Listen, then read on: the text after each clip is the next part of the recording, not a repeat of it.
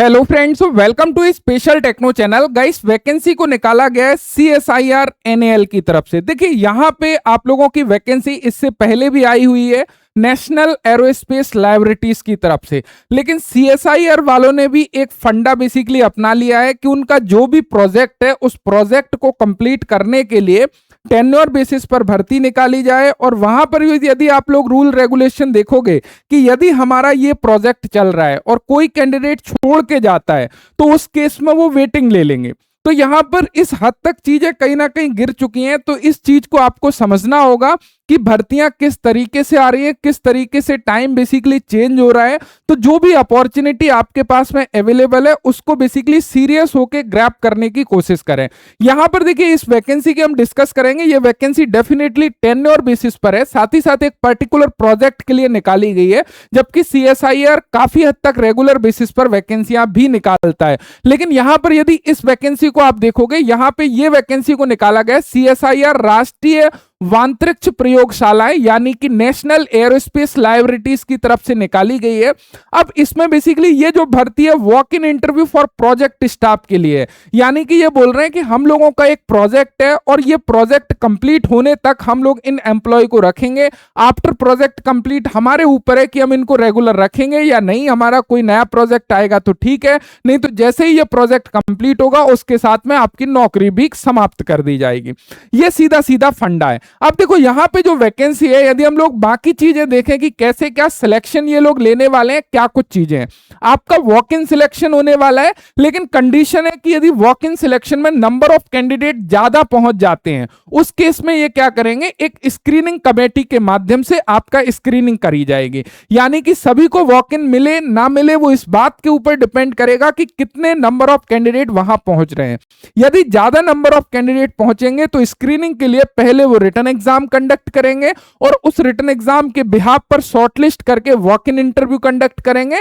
Then final आप लोगों का सिलेक्शन कर लिया जाएगा और विद इन 15 डेज आप लोगों का प्रोजेक्ट बेसिकली इनका स्टार्ट हो रहा है। तो विद इन 15 डेज आपको ज्वाइनिंग यहां पे देने वाले हैं। तो देखिए, क्या कुछ पोस्ट यहां पर निकाली गई है। सबसे पहले इनकी यदि डेट की बात करें, 10 अगस्त से 25 अगस्त तक इनका बेसिकली अलग अलग डेट में वॉक इन इंटरव्यू रहने वाला है। तो अलग अलग पोस्ट यहां पर देखोगे। प्रोजेक्ट एसोसिएट PAT1, यहां पे जो स्टार्टिंग बेसिक है 25,000 प्लस HRA जो भी अलाउंसेस वगैरह हैं। इसमें मैकेनिकल एरोस्पेस में यहां पर सिविल के लिए जिनके पास में बैचलर्स डिग्री इन इंजीनियरिंग में है वो कैंडिडेट अप्लाई करेंगे या उसके समकक्ष कुछ है। जॉब रिक्वायरमेंट में यहां पर दिया गया है।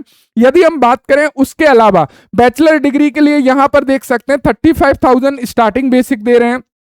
यहां पर PAT1 प्रोजेक्ट एसोसिएट 1 में देखें, मास्टर या फिर इंटीग्रेटेड मास्टर डिग्री वगैरह है, बैचलर डिग्री वगैरह, वो कैंडिडेट यहां पर एलिजिबल हैं इलेक्ट्रॉनिक्स इंस्ट्रूमेंटेशन वगैरह से, तो वो यहां पर अप्लाई कर सकते हैं, यानी कि वॉक इन के लिए जा सकते हैं। ITI कैंडिडेट के लिए भी यहां पर वैकेंसी को निकाला गया है।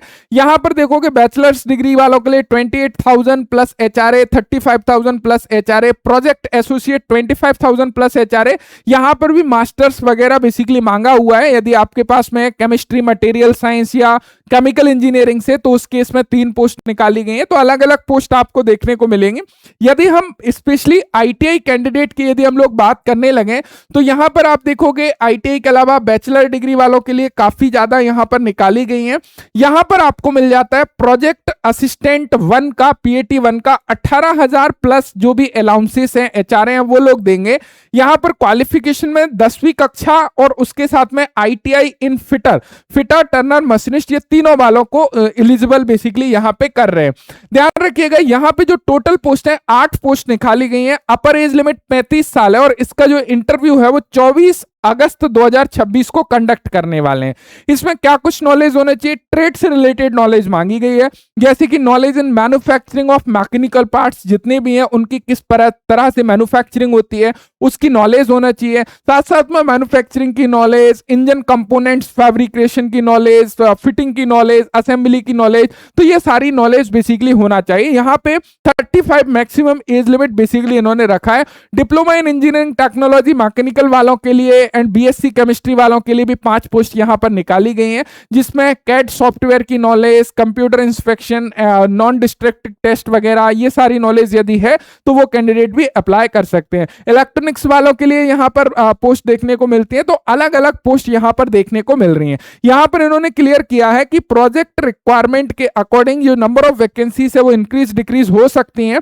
एंड यहाँ पे ये जो है पैनल में वेट लिस्ट भी रखेंगे, और ये जो वेटिंग है, बाय द वे कोई कैंडिडेट यदि प्रोजेक्ट को छोड़ के जाता है तो विदाउट किसी नई भर्ती के नए एग्जाम के इन्हीं वेटिंग लिस्ट में से ये कैंडिडेट को बुला लेंगे। यहाँ पर ये सारी कंडीशंस इन्होंने बेसिकली दी हुई हैं। साथ साथ में यदि आप लोग देखोगे कुछ जनरल कंडीशंस की यदि हम लोग बात करें, यहाँ पे जनरल कंडीशंस में वही सारी चीजें दी गई हैं, लेकिन इंपॉर्टेंट चीजों के बारे में हम बात कर लेते हैं। जो भी कैंडिडेट बेसिकली लोकल्स के हैं या जो इंटरेस्टेड हैं वहां पे जाने के लिए, वो कैंडिडेट के लिए ठीक है, लेकिन बाहर से जो लोग सीरियस प्रिपरेशन कर रहे हैं डेफिनेटली मैं रिकमेंड नहीं करूंगा यहाँ पे।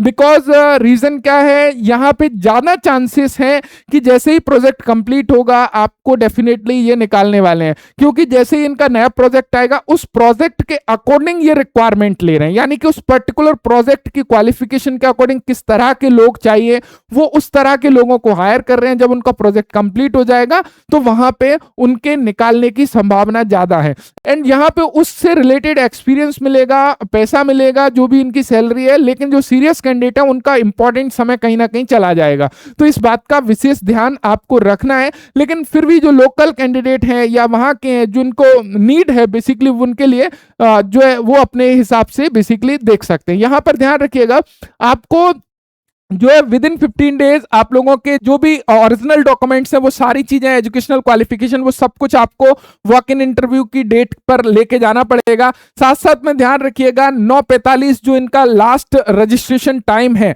आपके दिन में, यानी कि बेसिकली यहाँ पे ध्यान रखिएगा 8:30 से 9:30 9:45 तक इनका टाइम है रिपोर्टिंग का, तो उस डेट में आपको पहुंच जाना है, और 9:45 के बाद कोई भी नया रजिस्ट्रेशन नहीं होगा।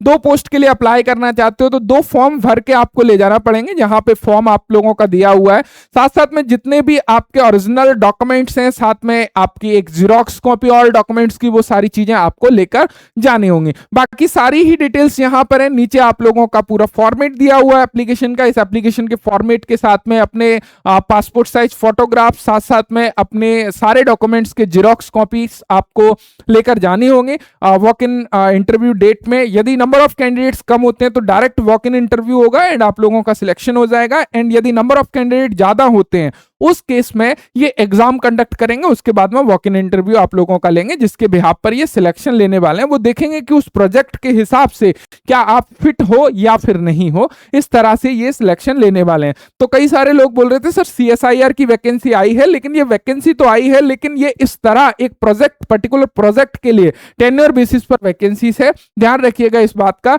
लेकिन CSIR में रेगुलर बेसिस पर भी भर्ती अभी चल रही है, इस बात का ध्यान दीजिएगा। इसकी लास्ट डेट बेसिकली बढ़ा दी गई है, तो वहां पर आप अप्लाई कर सकते हो। वो रेगुलर बेसिस पर वैकेंसी है, जिसकी वीडियो मैं ऑलरेडी बना चुका हूं, तो उस वैकेंसी में डेफिनेटली आपको इंटरेस्ट दिखाना चाहिए जहां पे रेगुलर बेसिस वैकेंसी है। मैं आशा करता हूं कि इसकी इंफॉर्मेशन मिल गई होगी। जो भी कैंडिडेट कंफ्यूज हो रहे थे क्या सर रेगुलर बेसिस है, टेन्योर बेसिस है, किस तरह की वैकेंसी है, मैंने आप लोगों को क्लियर कर दिया। Thank you so much video देखने के लिए। Thanks for watching and bye bye.